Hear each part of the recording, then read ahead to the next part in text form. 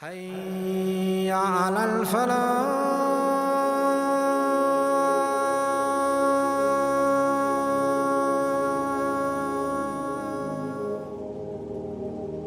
Truly, the world today is suffering from a terrible illness. It is the sickness of a philosophy, an ideology that is permeating almost every single aspect of our existence. It is destroying us individually. It is destroying our families. It is destroying our societies. And it is destroying the world in which we live. And this is the religion and the ideology of consumerism, of materialism. Let me put it simply. There is an equation that most of us, whether we call ourselves Christian or Hindu or Buddhist or Muslim or Sikh, most of us, although we claim to be followers of these religions, the reality is most of us, we follow another religion altogether.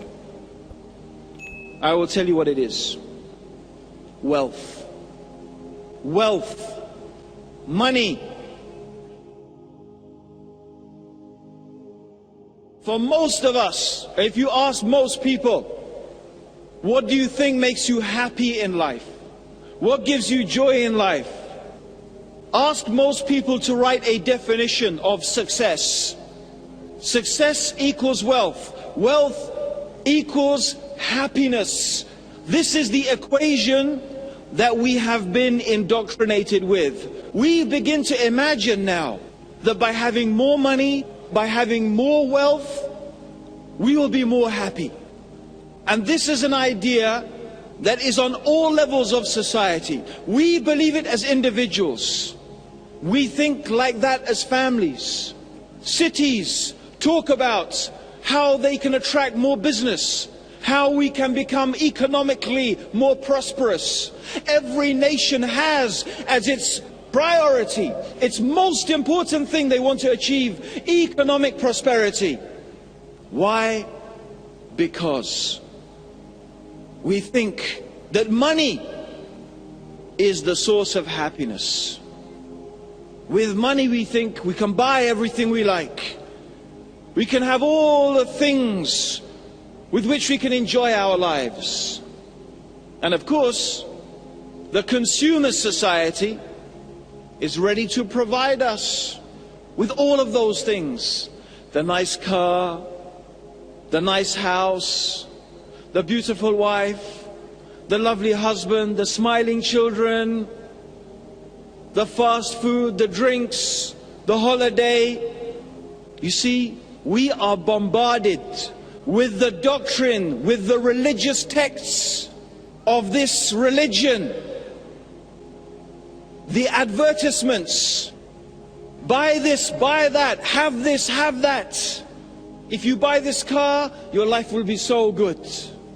You drink this drink, you will be happy, you will be dancing, you will be smiling. Is that the reality?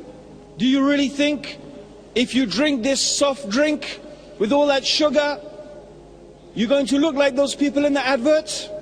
No. The advertisement says, yes, drink Coke. It's the real thing. It's the life. Buy this car. Have this holiday and you will be so happy. And oh yes, we're all fooled. We're all taken in. And so now we're so busy, all of us running to see how much money we can accumulate, how much wealth we generate. Because now we imagine, we have been convinced, we have been indoctrinated. Wealth equals happiness. It's the American dream. And we all want to live the American dream. There's only one problem. Well, actually, there's more than one problem. But the first problem is this. 70% of the world's resources is being consumed by 17% of its population. 17% of the world's population consume 70% of the world's resources. That 17% is largely concentrated in the Western Hemisphere. The first problem is this: there simply are not enough resources on this planet that we live to provide for everybody to live like the average American. If you want to live like an average American, we would need 3 Earths in order to be able to do that. But oh dear, we've only got 1 planet. How are we all going to live the American dream? There is not enough resources on this planet in order for us to be able to do that. That's the first problem. The second problem is more deep. And this is something I would like everybody here in the audience, everybody out there who may be watching this at home, I would like you to think about this. Is it really true, my friends, that wealth equals happiness? Is it really true? Of course. I am not suggesting and I am not advocating that human beings live in poverty. But does wealth really equal happiness? Okay, there's one simple way to test and to see whether this idea or this equation is really true. Let's look at the richest people and ask ourselves, if wealth equals happiness, then the people with the most wealth should be the happiest people. Yes. Let's look at some of the superstars, the idols, the ones they set as an example. You know, these are the ones you want to be like. Do any of you remember or have heard of someone called Marilyn Monroe? Yeah, you all heard of her? Okay, you haven't forgotten about her. She's a famous movie star, model. They called her a goddess in the 1960s. So, what was she lacking?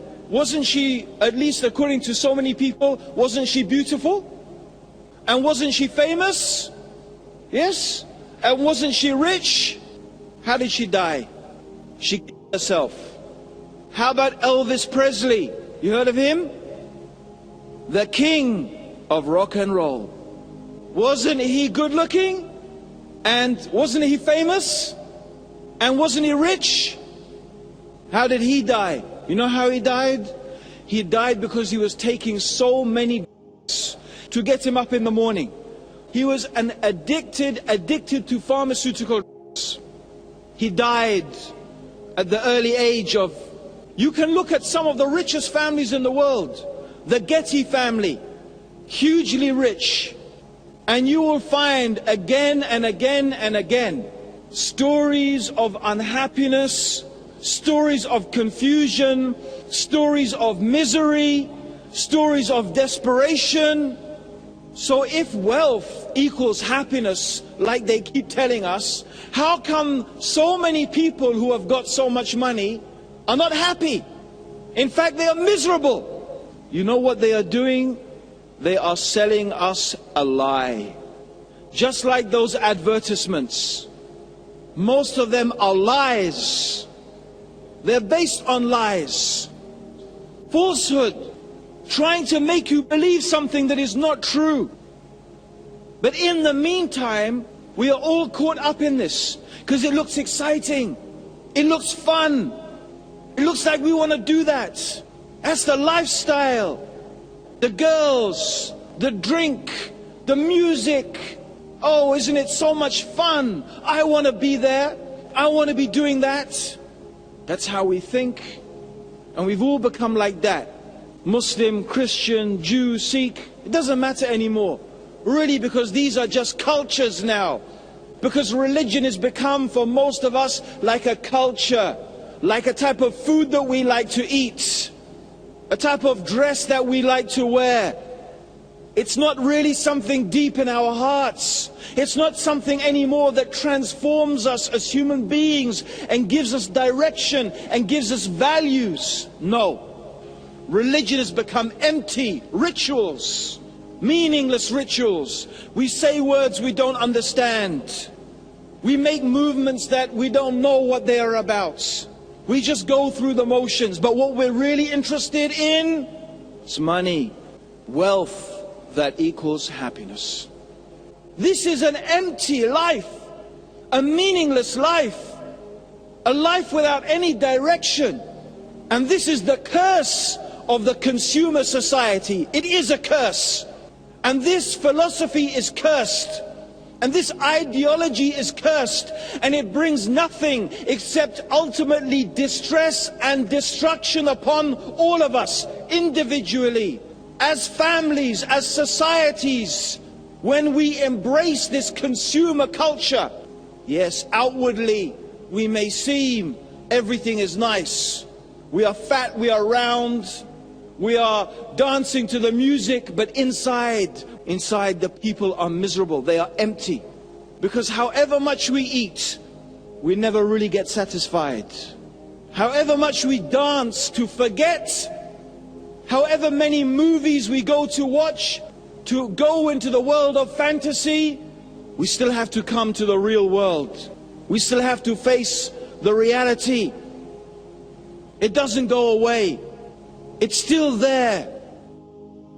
I was studying recently some books about what is going on in the world today. I began to realize, subhanallah, it only makes you understand how Islam and the economic system and the social system that is given by God is really the perfect system.